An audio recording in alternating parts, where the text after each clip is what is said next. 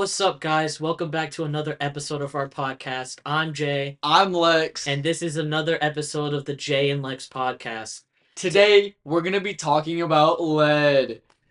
Let's start off with some facts. I'm gonna love you.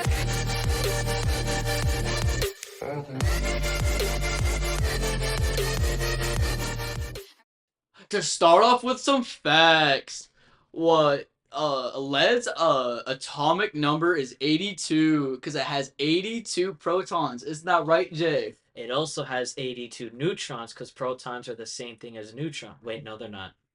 It's electrons. Never mind. All right, that is good correction on yourself, Jay. Thank you. What is this atomic mass, you may think, and you may ask? That is a good question for our podcast. Rounded to the second decimal place, it is 207.2. Who discovered lead? That is a good question. And when?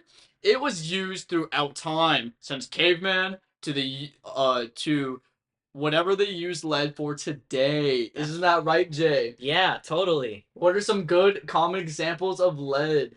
I mean, there can be lead in water, unfortunately for some people. There can also be lead used in industries. I'm pretty sure there was some lead used in this camera that we're using today. That is And right.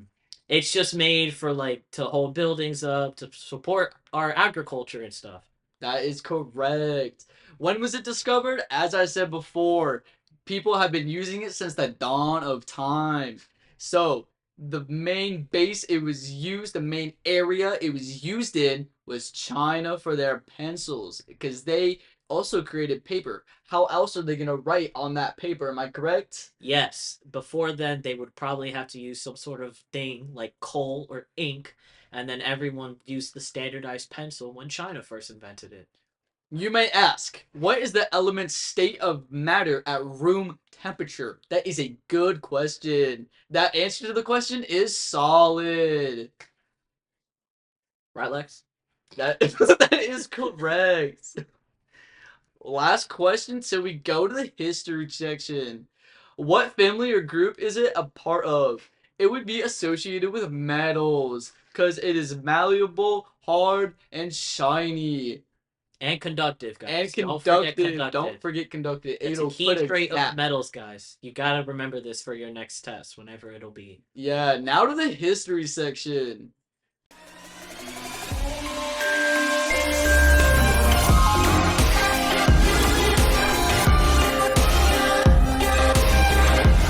We're back with the history section. For the history of lead, it has been used through a long history of time dating back to ancient civilization for products like pottery glaze, pipes, cosmetics, and coins even. Isn't that right, Jay? Yes, they actually used to make pennies out of lead and copper completely, and then they swapped to something. I think it's nickel and copper now. And they also used to have lead in pencils, I've heard. They still do use lead in pencils, guys. It's still used. Please stop using mechanical pencils as much. But it's not as common. It is used graphite now. Yes, that is true. Jay. Okay. It's malleable, and its malleability and durability led to its widespread application, but its toxicity recognized since ancient Greek times. So they've known about this for a long, long time. It's just that nobody had any good ideas for it, guys. No one had any good ideas on how to replace it until they found graphite. It was pretty insane. It eventually led to its ban in many consumer products like paint. They used to use lead in paint in the 70s.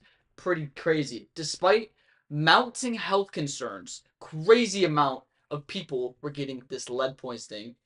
They still used it, and they still do use it, but it's just not as common now. And it is really bad for the environment. So don't use it if you try. If you have an opportunity to, don't use it. Isn't that right, Jay? Yes, that's right, Lex. Now to our lightning round.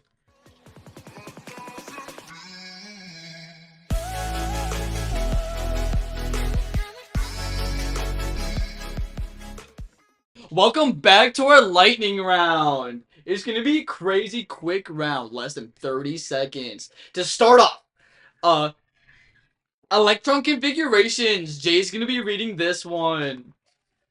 So we have 1s squared, 2s squared, 2p to the 6th, 3s to the squared, 3p to the 6th, 3d to the 10th, 4s to the 2nd, 4p to the 6th, 4d to the 10th, 4f to the 14th, 5s to the 2nd, 5p to the 6th, 5d to the 10th, 6s to the 2nd, 6p to the 2nd to round it all off, guys. That is correct. Good job, Jay. Thank you. How many isotopes, you might ask? 4, including PB204, Which is the most common form most of common- isotope. And to end it off, Jay's gonna be reading the trends of lead.